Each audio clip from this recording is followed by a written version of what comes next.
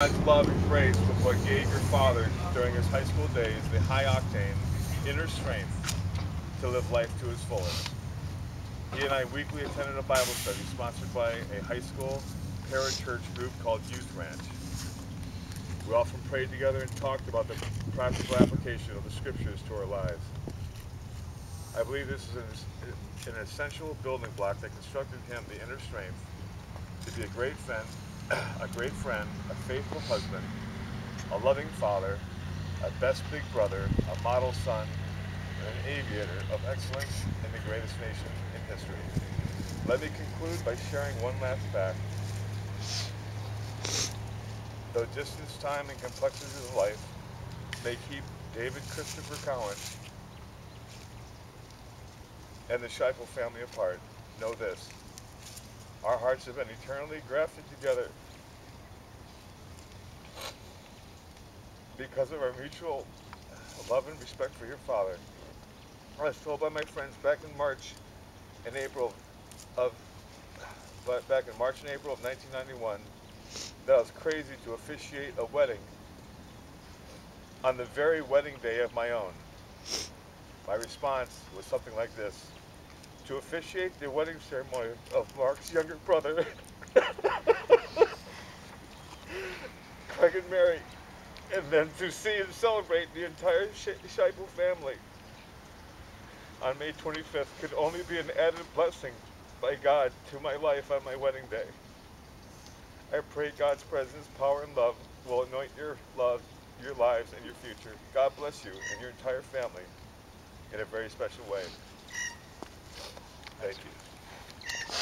Okay, I'm gonna read next from a message or a few poems that were delivered by Commander A.F. Richardson, Mark's squadron commander at the time, and then I'll be followed by a reading by Brian, Commander Cook. from Commander Cook. Okay. There are two bands of brothers in this chapel.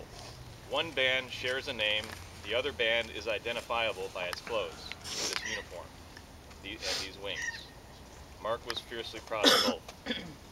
Father Hugh Brogan, a Catholic priest and Navy chaplain, said it far better than I could ever hope to in two poems.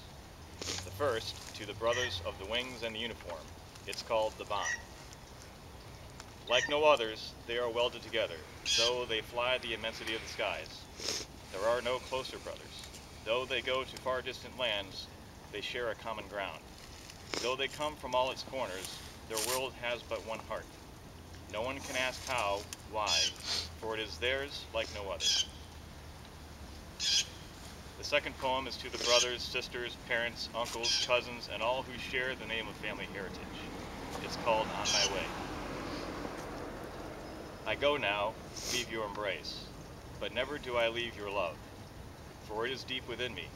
You have shared with me your life poured into mine. We are locked in friendship forever, until another time when time is no more. Then we shall go on forever. Until then, hold me close within your heart. Commander Richardson finished by saying, Mark is close within our hearts, and we can all be proud to have known him. Grateful to God that we were given the time with him here. He made our world a better place. Delivered by Commander A.F. Richardson. I'll be followed by Brian reading something from Commander Cook. Who am I? Lieutenant Mark Scheifel, United States Navy. I am Karen's devoted and faithful husband, Christopher and David's proud and loving father, Ed and Pat Scheifel's appreciative and grateful son, Carrie, Julie, Craig, Brian, and Glenn's sensitive and caring brother. I'm a devotee, God-fearing man, and I'm dedicated totally to the service of my country. I am a peacemaker.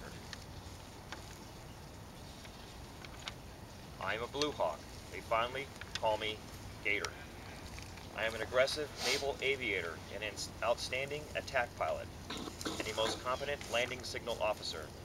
My family, my friends, my shipmates, and my country all love and need me. My purpose in life was to savor every moment and bloom wherever I was planted. My ultimate goal was always eternal salvation for me and my family. My strongest motivation to excel came from my desire to ensure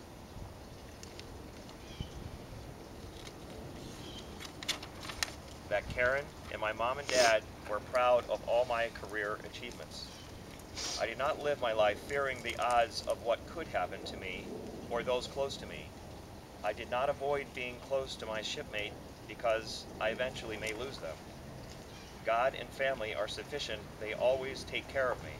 Whatever turmoils or troubles I leave, God always takes care of me. I and my family are good Christians, and I have no doubts that my family knows that I am now in a better place than they.